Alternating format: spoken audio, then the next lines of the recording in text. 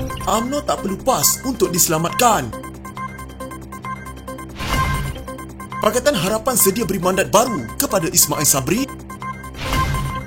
Kalau nak bersatu, PAS tak perlu ugut UMNO.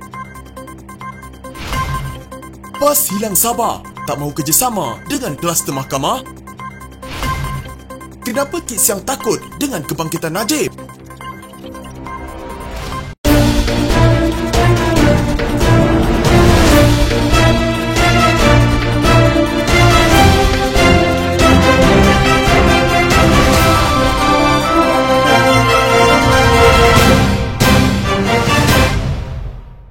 Timbalan Presiden UMNO Muhammad Hassan menafikan kenyataan Presiden PAS Abdul Hadi Awang yang mendakwa PAS menyelamatkan UMNO Barisan Nasional apabila parti itu tumbang pada pilihan raya lalu. Beliau berkata UMNO tidak diselamatkan oleh sesiapa dan maklumat yang diperolehi Hadi itu disifatkan sebagai tidak tepat. UMNO tak diselamatkan sesiapa. UMNO dan PAS tenggelam bersama-sama. Dulu 2018, kami menang 79 kerusi. Walaupun gabungan Parti Sarawak GPS keluar, kami masih tinggal 55 kerusi. Walaupun begitu, Barisan Nasional masih mempunyai 42 kerusi terbesar dalam parlimen. Saya rasa Hadi mendapat maklumat yang tidak tepat. Katanya pada program Agenda Astro Awani PRN Johor, biarlah rakyat yang pilih. Pada 28 Januari lalu, Hadi yang juga ahli parlimen Marang itu mengingatkan bahawa PAS menyelamatkan UMNO Barisan Nasional apabila ia tumbang pada pilihan raya lalu. Namun, jasa itu dilupakan. Malangnya, kita bukan nak ajar Itik berenang, tetapi kita selamatkan Itik yang patah kaki pada PRU14. Malangnya, bila kaki dah sembuh, dia nak berenang sendiri, nak tinggal kita. Jadi itu satu benda yang tidak bermaruah dan tidak betul, kata Hadi. Dalam pada itu, Muhammad berkata, UMNO tidak mendesak untuk diadakan pilihan raya negeri Johor kerana didorong rasa gembira berikutan kemenangan besar pada PRN Melaka seperti yang didakwa oleh banyak pihak. Katanya UMNO tidak terlalu yakin kerana masih mengkaji pelbagai kemungkinan yang mungkin berlaku pada pilihan raya negeri. Johor bukan macam Melaka yang mempunyai demografi pengundi yang berbeza. Ditambah Johor adalah negeri yang besar, katanya. Muhammad berkata pimpinan UMNO mendesak PRN Johor diadakan kerana mahu rakyat Johor memilih kerajaan negeri mereka sendiri, memandangkan kerajaan pimpinan Barisan Nasional Perikatan Nasional sebelum ini tidak pernah dipilih oleh mereka. Ia dibentuk melalui persetujuan dalam kalangan adun. Tambahan pula, orang ramai mengatakan ini adalah kerajaan pintu belakang. Jadi kami mahu membiarkan rakyat memilih kerajaan negeri seterusnya, katanya. Anda mempunyai keadaan di mana anda tidak mempunyai undi majoriti kerana seorang adun berada di bawah kuarantin wabak penyakit berbahaya. Bagaimana untuk menguruskan negeri dengan masalah ini sedangkan anda mempunyai majoriti tipis dalam DUN, katanya.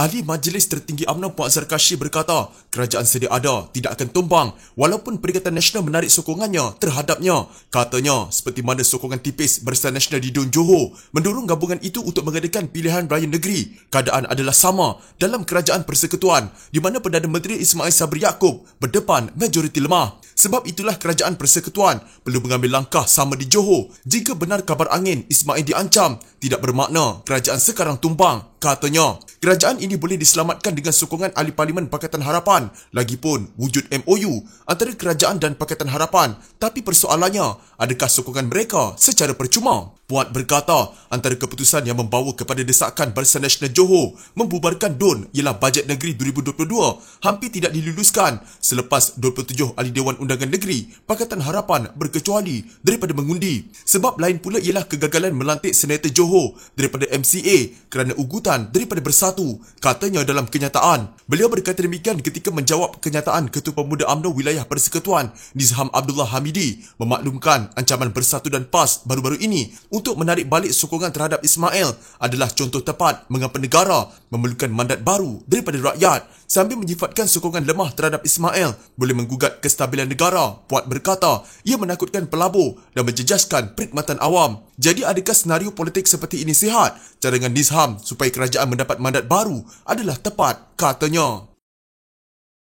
Seorang pemimpin UMNO meminta Ketua Penerangan PAS Khairy Nizam Kirudin supaya bertanyakan Setiausaha Agung PAS Taqiyuddin Hassan mengenai siapa pengkhianat sebenar yang menghalang penyatuan ummah antara parti itu dan UMNO. Anggota Majlis Tertinggi UMNO Razlan Rafi'i mendakwa ramai pemimpin PAS yang menjadi buta tuli selepas mendapat habuan jawatan daripada Kerajaan Perikatan Nasional. Nada seiring dengan PPBM yang mengaitkan PRN Melaka kononnya salah UMNO, walhal semua tahu Anwar Ibrahim menawarkan jawatan Ketua Menteri kepada Idris Harun dan Habuan untuk 3 lagi adun. Elok diam dan tak perlu nak ugut-ugut. Penyatuan ummah dimulakan oleh UMNO dan PAS. Bersatu adalah penghalang ketika itu. Tanya Taqiyuddin, siapa pengkhianat sebenar? Siapa yang menghalang penyatuan ahli akar umbi dengan UMNO? Ramai ahli PAS mahu bersama UMNO tanpa PPBM. Yang memegang jawatan dan habuan dari Kerajaan Perikatan Nasional sudah buta tuli melihat kebenaran perjuangan ummah sebenar, katanya dalam satu kenyataan. Terdahulu, Khairi Nizam dalam satu wawancara bersama Ketua Penerangan Bersatu Wan Saiful Wan Jan berpandangan siri pengkhianatan oleh UMNO bukan dicetuskan parti itu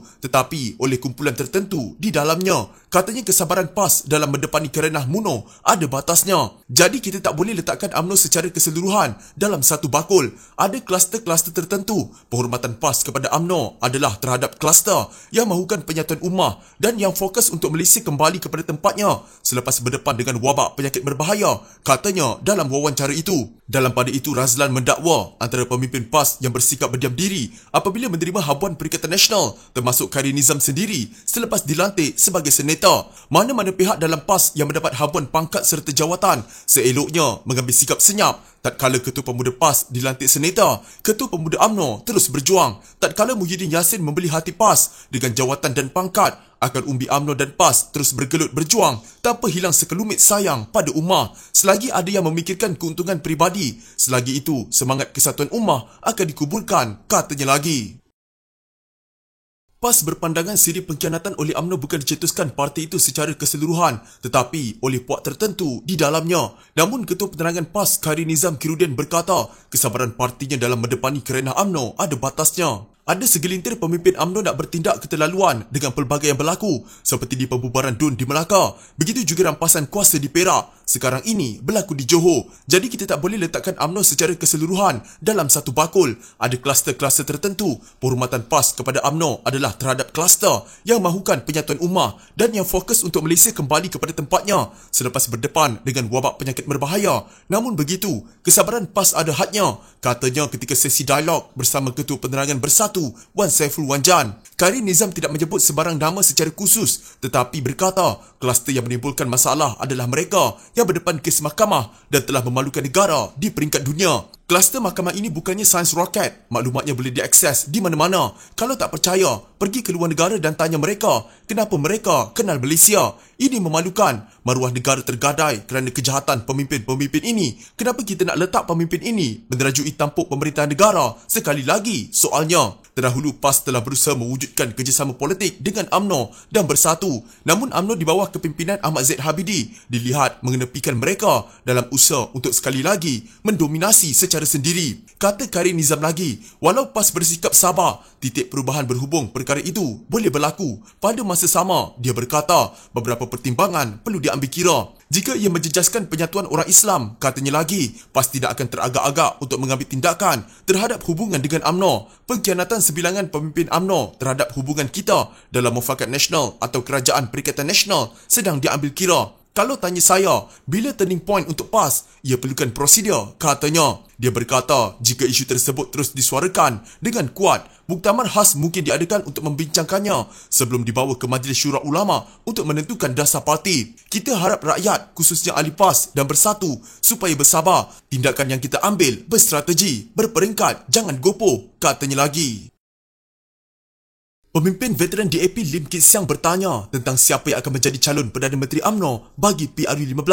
Pertanyaan itu di tengah spekulasi bekas Perdana Menteri Najib Razak yang telah disabitkan atas pertuduhan pengubahan wang haram, pecah amanah jenayah dan salah guna kuasa kini sedang cuba untuk membuat kebangkitan semula dalam politik. Lim membangkitkan MIC iaitu Parti Komponen Barisan Nasional pada tahun lalu juga membangkitkan persoalan siapa yang akan menjadi calon Perdana Menteri gabungan itu. Jadi siapa akan jadi Perdana Menteri UMNO selepas PRU15?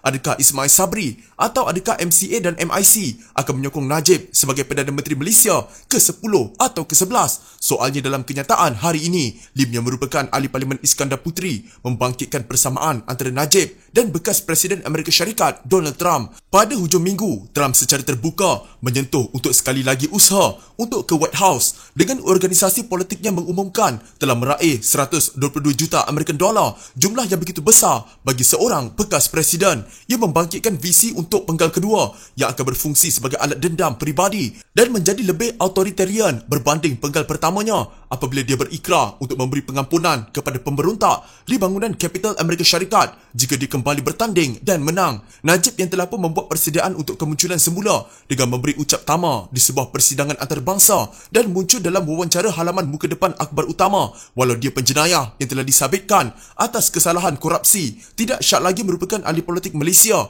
yang memiliki sumber keuangan paling kukuh dengan tentera cyber terbesar untuk membentuk pandangan umum dengan penipuan dan maklumat yang salah, katanya lagi. Najib menjadi Perdana Menteri ke-6 sejak 2009 hingga 2018, manakala Trump adalah Presiden Amerika Syarikat ke-45 sejak 2017 hingga 2021. Sama seperti Trump yang tidak keberatan untuk membersihkan pemberontakan Kapital pada 6 Januari 2021, Najib juga tidak ragu-ragu untuk membersihkan skandal 1MDB, kata Lim. Pada 28 Julai 2020, Mahkamah Tinggi Kuala Lumpur menjatuhkan hukuman penjara 12 tahun dan denda RM210 juta terhadap Najib atas pertuduhan pecah amanah jenayah, salah guna kuasa dan pengubahan wang haram berkaitan bekas subsidiari 1MDB SRC International. Pada 8 Disember lalu, Mahkamah Rayuan juga mengekalkan sabitan itu. Najib kini sedang dalam proses rayuan di Mahkamah Persekutuan.